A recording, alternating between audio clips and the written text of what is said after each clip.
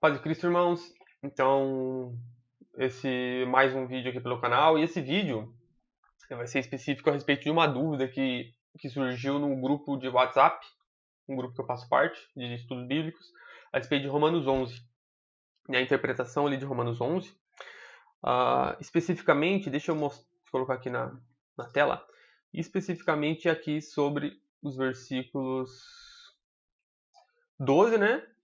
E se a sua queda é a riqueza do mundo e a sua diminuição a riqueza dos gentios, quanto mais a sua plenitude. Né? Então, a queda de quem que é a riqueza do mundo? A diminuição de quem que é a riqueza dos gentios? Essa aqui é a plenitude de quem? Né? E no 15 aqui, a rejeição. Se a rejeição é a reconciliação do mundo, qual será a sua admissão ou o seu restabelecimento, né? Em outras versões. Então, a rejeição de quem que é a reconciliação do mundo? O restabelecimento de quem? Né? Então, basicamente, essa que foi a dúvida. E qual que é a interpretação mais comum que a gente vê, né? A interpretação mais comum aqui do Deus rejeitou o povo, né? O seu povo, quem tropeçou para que então viesse salvação para os gentios, é que são os judeus, né? Aí a queda dos judeus, a diminuição aqui, a plenitude dos judeus. Aqui está falando de judeu, né? Essa é a interpretação, como que eu vou voltar aqui, a interpretação mais comum que a maioria das pessoas tem. E isso tem uma grande influência do dispensacionalismo. O vídeo que eu vou estar fazendo aqui é mostrar com o entendimento que eu tenho das duas casas, né, e o entendimento que eu tenho do que Paulo está falando aqui, que, lógico, ali no que Paulo está falando, os judeus eles estão incluídos ali naquele povo, aquela que foi rejeitado, eles estão incluídos, mas eu vou mostrar como eu entendo que ele não está falando especificamente de judeu, mas ele está falando de Israel. E para quem conhece as duas casas, então você tem que entender as duas casas para entender o que eu vou estar explicando. Se você ainda não conhece sobre as duas casas de Israel, vai ficar um pouco difícil de entender. Você vai até achar meio, não, nada a ver o que você está falando. Do mesmo modo que quando eu vejo a interpretação dispensacionalista de Romanos 11, para mim não faz nenhum sentido. Né? Então, se você conhece as duas casas de Israel, você vai entender o que eu quero dizer. Então, lógico que ali os judeus é parte do que Paulo está falando. Só que Paulo não está falando especificamente de judeu. Ali, é isso que eu vou tentar explicar, mostrar ali. Mas ele está falando de Israel, das duas casas ali, de ambas as casas, e não especificamente de judeu.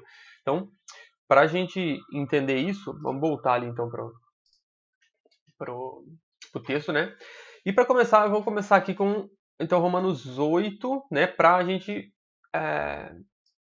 acompanhar ali e com a linha de raciocínio do que Paulo tá falando aqui em Romanos, né? Que ele está criando a carta dele, está tudo no mesmo contexto, e ele está criando esse raciocínio. E olha qual era o entendimento de Paulo aqui. Ele está falando aqui no Romanos 8, né? 4 e 5. Para que a justiça da lei se cumprisse em nós, que não andamos segundo a carne, mas segundo o Espírito. Certo? Porque os que são segundo a carne inclinam-se para as coisas da carne, mas os que são segundo o Espírito para as coisas do Espírito. Então a gente vê que Paulo aqui está fazendo uma distinção entre filhos da carne e os filhos do Espírito, ou seja, os filhos da promessa. A gente vai ver que Paulo vai falar em Gálatas 3, ali em Romanos 9, aqui nós estamos no 8, ele vai chegar no 9 e vai falar sobre isso. Então ele está fazendo essa distinção, filho da carne, filho do Espírito, ou filho da carne, filho da promessa, né? A gente pode também chamar assim. No 9 ele vai falar assim, ó, que a gente não está na carne, mas no Espírito. Aqui no 12, 13, 14, a mesma coisa, ó. A gente não é devedor da carne para viver segundo a carne. Porque se vivemos segundo a carne, morreremos. Mas se pelo Espírito mortificardes as obras do corpo, vivereis. E a gente é guiado pelo Espírito. Né? Esses são os filhos de Deus, os filhos da promessa, e não os filhos da carne. Então a gente vê que Paulo está, aqui no capítulo 8, ele está construindo esse raciocínio. Quando a gente chega no 9, aí então ele vai falar aqui no 3, ó. Porque eu mesmo poderia ser anátema de Cristo por amor de meus irmãos, que são meus parentes segundo a carne. Então ele está falando, ó, eles são segundo a carne, não segundo o Espírito, certo? Porque é claro também na palavra que após a morte e a ressurreição de Cristo, não tem mais casa de Israel e casa de Judá, como a gente imagina lá no Antigo Testamento. Agora, em Cristo, tanto judeu como gentil, tanto casa de Israel como casa de Judá, em Cristo eles são o Israel da promessa, os filhos da promessa. Então, a gente tem que que tem em mente. Então ele está falando aqui que os parentes dele segundo a carne, ou seja, os que ainda não criam em Cristo, né? Aí fala aqui que são israelitas, de quais é a adoção dos filhos, a glória, as alianças, a lei, o culto e as promessas. Por que eu vejo aqui que ele não está falando especificamente de judeu, mas de Israel, aquele Israel que tropeçou. Que a gente vai ver aqui mais para frente também que ambos tropeçaram na pedra de tropeço. Ele vai falar aqui, ó, de uma pedra de tropeço aqui no final do capítulo, certo? E a gente vai ver em Isaías 8 que não foi só judeu que tropeçou na pedra de tropeço. Ambas as casas tropeçaram na pedra de tropeço. Então, mantenha isso na mente que eu quero explicar. E aqui, ó, ele fala que então os irmãos, os parentes segundo a carne, que são israelitas, né? De quais é a adoção dos filhos, as alianças, a lei, o culto, as promessas. E a gente vê que aliança, não teve nenhuma aliança que foi feita só com Judá, só com casa de Judá ou só com judeu. E promessas, não tem promessa que é só para judeu ou só para casa de Judá. Porque quando, deixa eu voltar aqui para a imagem. Quando o reino foi dividido, né? Quando Israel então tropeçou, né, e o reino dividiu entre casa de Israel, casa de Judá, Efraim e Judá. Depois dessa divisão, não tem mais nenhuma aliança feita só com a casa de Judá. As alianças foram feitas todas antes da divisão, com Israel, com todo o Israel. E depois da divisão, como eu falei, então não tem mais nenhuma aliança feita só com Judá. E aí a única aliança que vai ter depois disso vai ser a aliança em Cristo, a nova aliança, que é o quê? O restabelecimento de Israel e Judá, de Efraim e Judá. Certo? Então aqui, deixa eu voltar lá. Quando ele fala aqui que são israelitas, de quais é a adoção dos filhos, a glória, as alianças, a lei, o culto, as promessas, ele não pode estar falando só de judeu. E as promessas, não tem nenhuma promessa que é só para Judá, como o dispensacionalismo crê, que tem promessa lá para os judeus e tal. A promessa é Cristo. Todas as promessas, tudo converge em Cristo. A promessa, ela é Cristo, ele é a promessa. Então todos os que estão em Cristo são herdeiros das promessas. Não é só para judeu, não existe promessa para judeu na carne. Judeu na carne não é nem contado como descendência mais, é o que está falando aqui, ó. A gente vai chegar lá. Então, isso, você vê como não faz sentido, ele está falando só para judeu, aqui na carne. E é o que ele vai, então, continuando, né, é o que ele vai falar no 6, no 7 e no 8. Ele fala, não que a palavra de Deus haja faltado, porque nem todos os que são de Israel são israelitas. O que ele está falando aqui? Nem todos os que são nascidos na carne, que são descendentes na carne de Israel, o judeu na carne, o samaritano na carne, que era da Samaria, né, do Reino do Norte, não importa, nem todos esses são israelitas. E nem por serem a descendência de Abraão na carne, eles são filhos, mas o que? Em Isaac, que é chamada a descendência. E aqui a gente tem que entender a respeito da tipologia que tinha ali em Sara e Agar. Né? O filho de Agar, Ismael, e o filho de Sara, Isaac. Ismael era o filho da carne.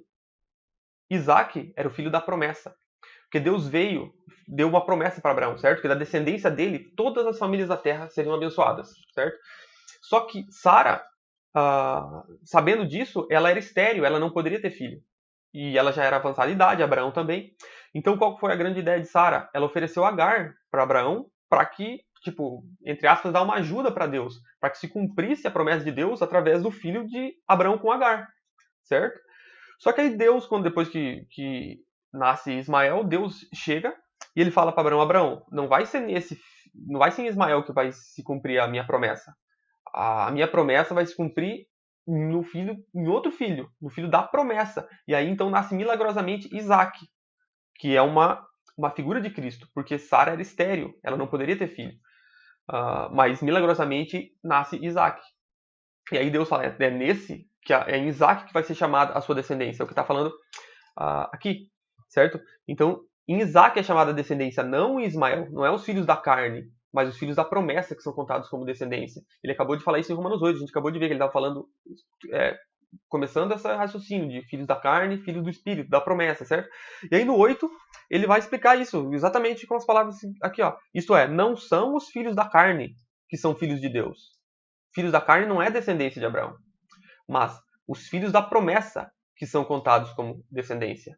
Ou seja, os filhos da promessa. E quem é a promessa? Cristo. Isaac tipificava Cristo. Todos os que estão em Cristo, independente se você é gentil ou judeu, você é contado como descendência de Abraão.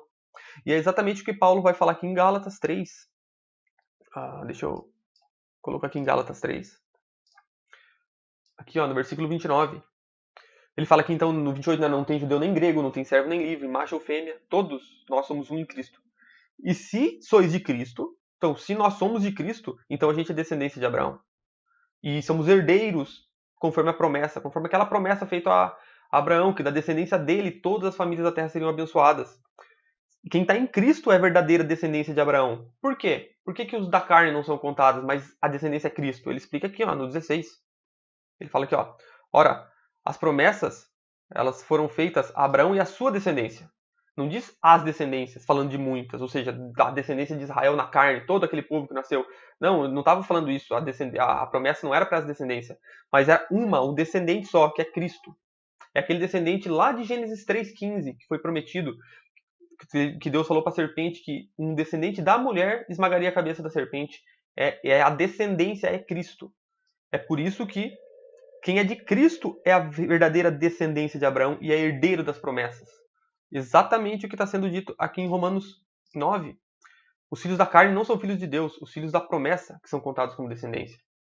Então, estão entendendo aqui o que Paulo está querendo dizer, né? Ele tá fazendo uma separação entre filhos da carne e filhos da promessa. Certo? Aí que no 25, então ele vai falar, né, de Oséias, né? O povo que não era povo, a amada que não era amada, os que não tinham misericórdia, mas que receberiam misericórdia. E a gente sabe que isso está apontando, a profecia de Oséias era para o reino do norte, para Efraim.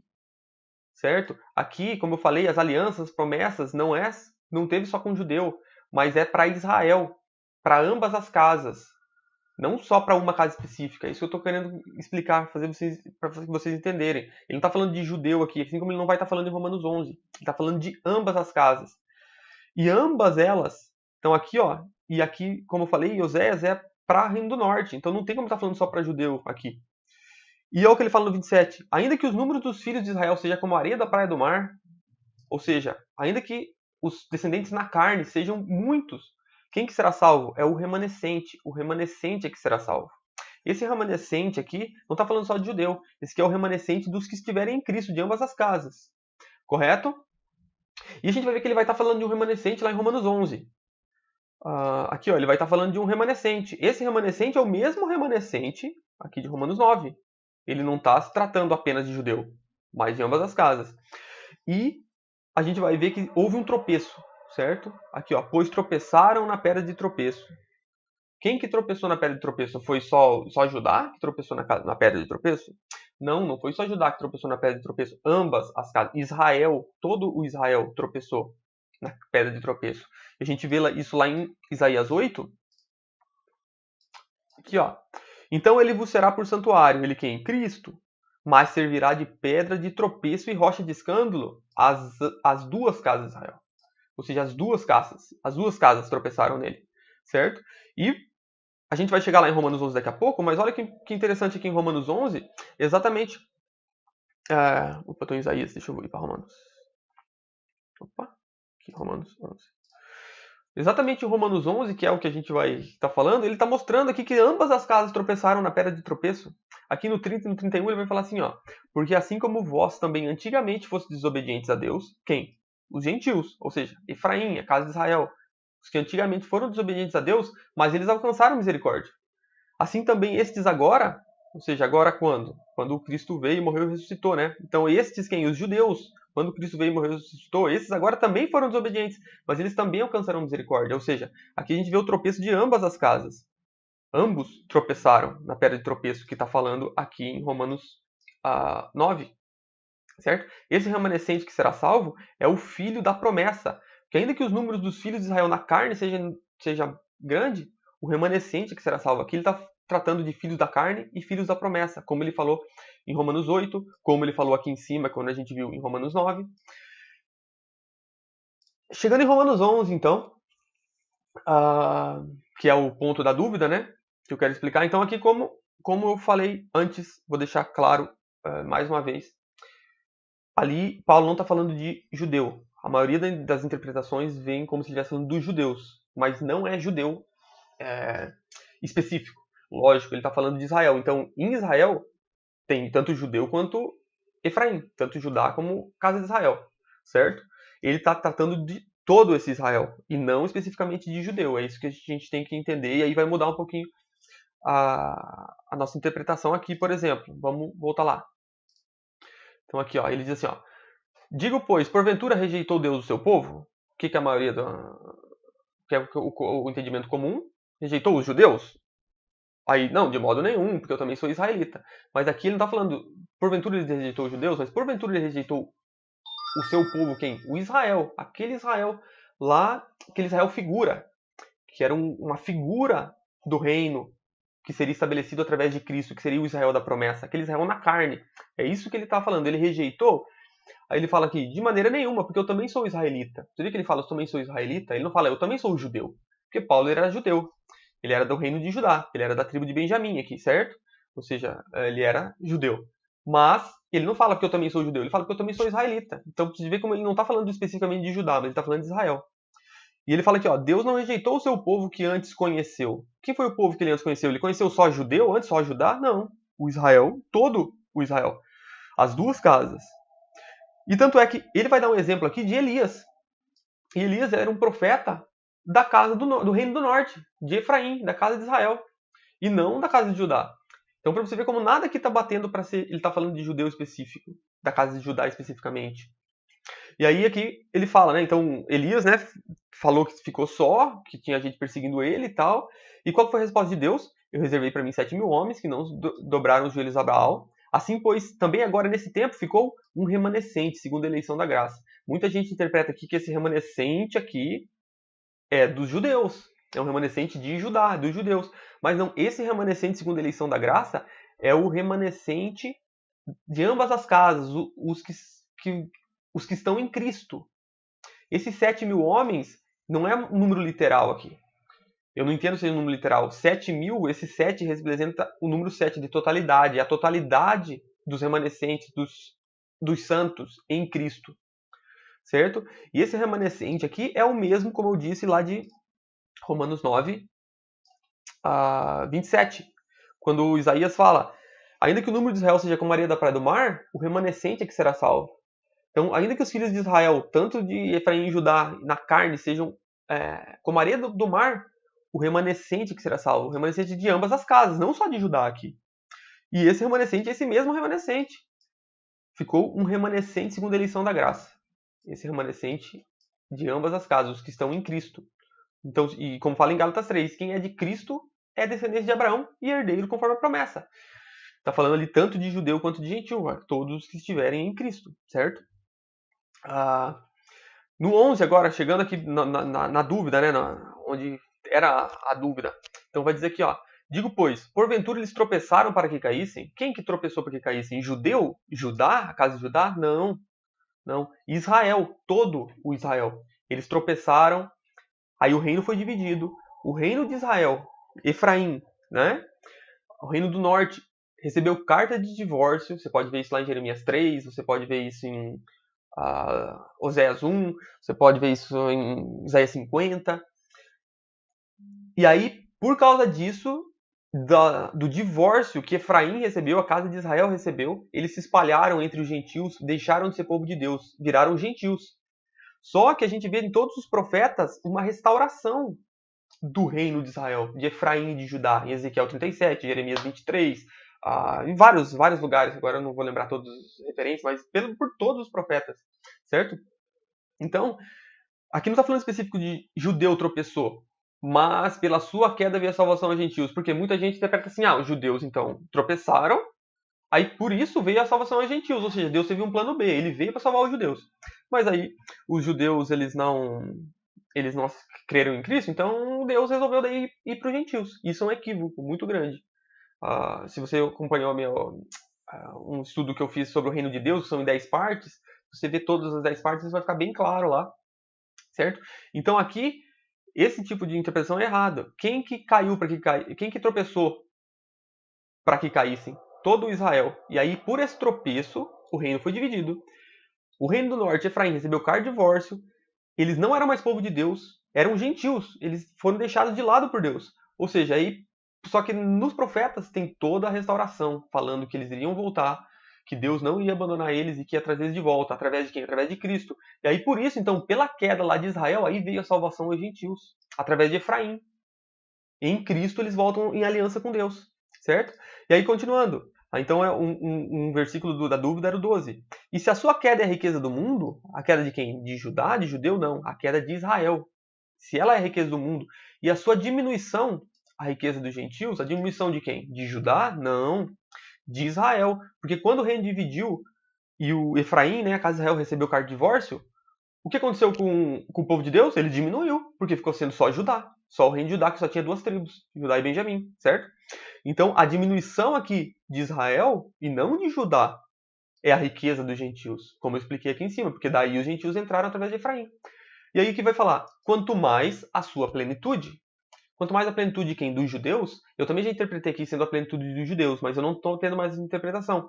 Quanto mais a plenitude de quem? Quanto mais a plenitude dos gentios. Porque se a queda de Israel é a riqueza do mundo, a diminuição de Israel é a riqueza dos gentios, quanto mais a plenitude de Israel. E quando que a plenitude de Israel vai ficar completa? Quando ele vai ficar pleno? Quando a plenitude dos gentios, ou seja, Efraim, entrar. Aí todo Israel será salvo. É isso que Paulo está falando aqui.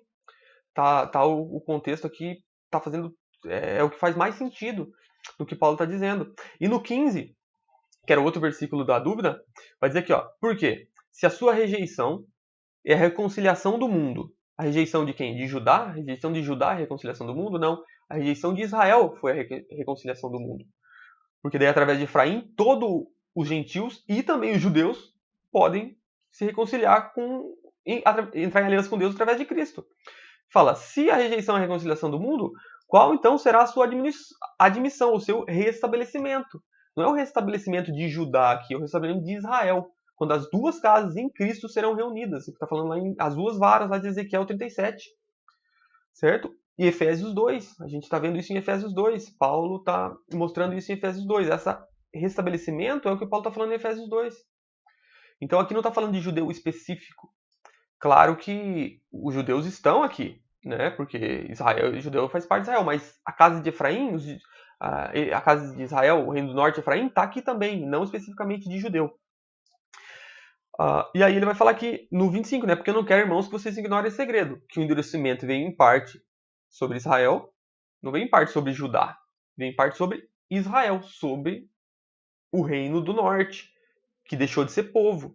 Mas aí até que a plenitude dos gentios haja entrado. Aí é no restabelecimento. Quando Cristo morre e ressuscita, aí os gentios podem entrar em aliança com Cristo. Aí quando isso acontecer, aí o quê? Todo o Israel será salvo. O que é todo o Israel?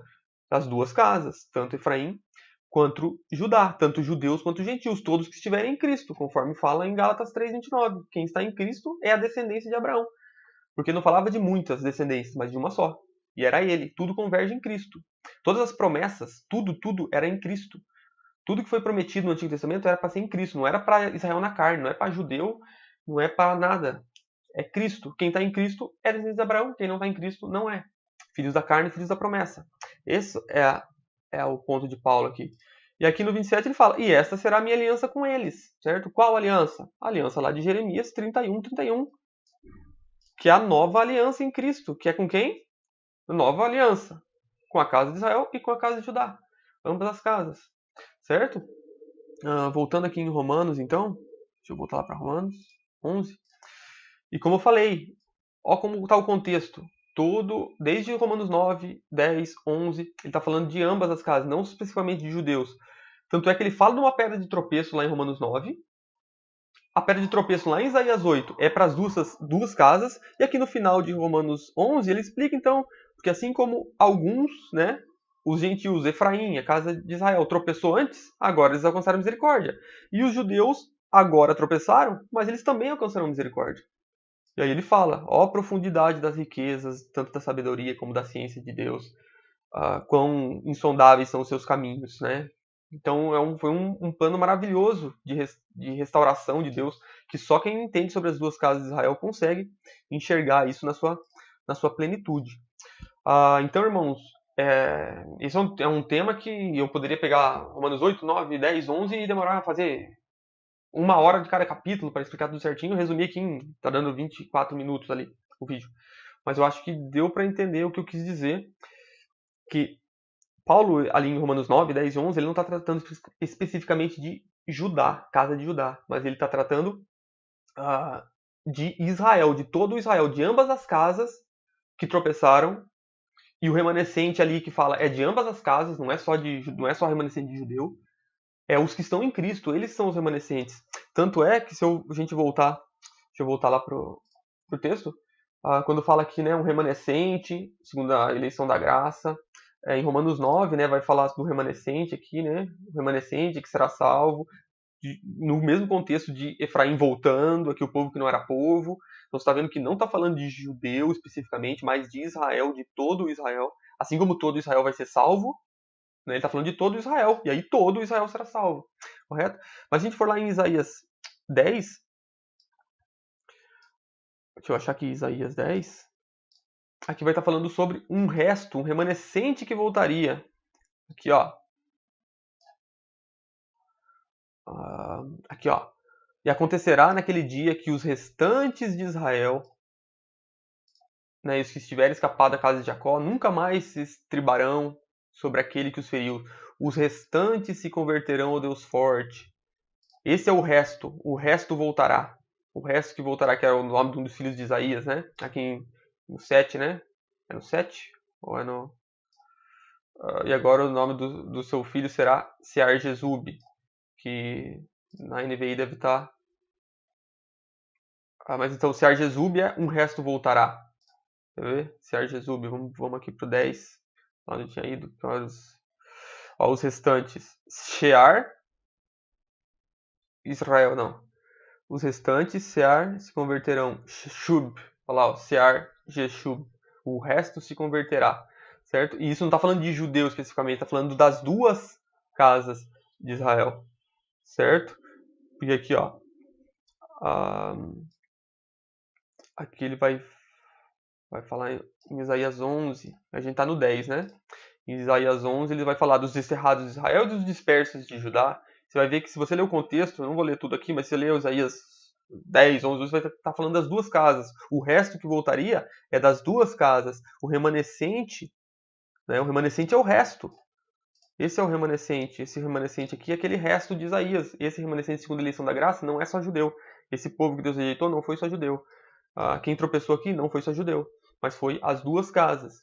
Ou seja, aqui não está falando só de judeu, a plenitude não é só de judeu, a plenitude é quando a plenitude dos gentios entrar, então a plenitude de Israel vai estar completa, judeus e gentios.